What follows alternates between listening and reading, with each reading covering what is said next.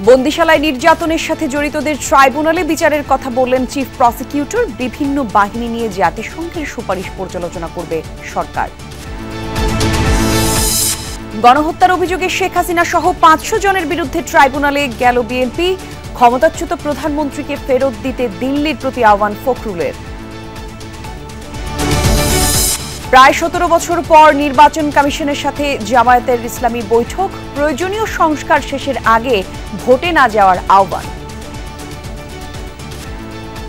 সক্রিয় করতে স্থানীয় সরকারের এবং গ্রামীণ অবকাঠামোতে উন্নয়ন, আইন শৃঙ্খলা, জনদুর্ভোগ কমাতে।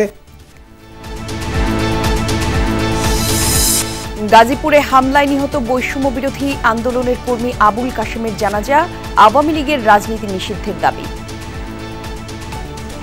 আওয়ামী নিষিদ্ধ করার আমরা জোর দাবি জানাচ্ছি। যদি এই বিচার সরকার না করতে পারে তাহলে সরকার ব্যর্থ হিসেবে প্রমাণিত হবে।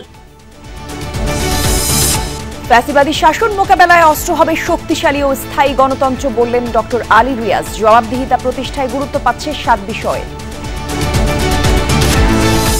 রোজার মধ্যে সারা দেশে চালও বিক্রি করবে টিসিবি। প্রতি কেজির দাম পড়বে 30 টাকা। পাবেন শুধু স্মার্ট কার্ডধারীরা।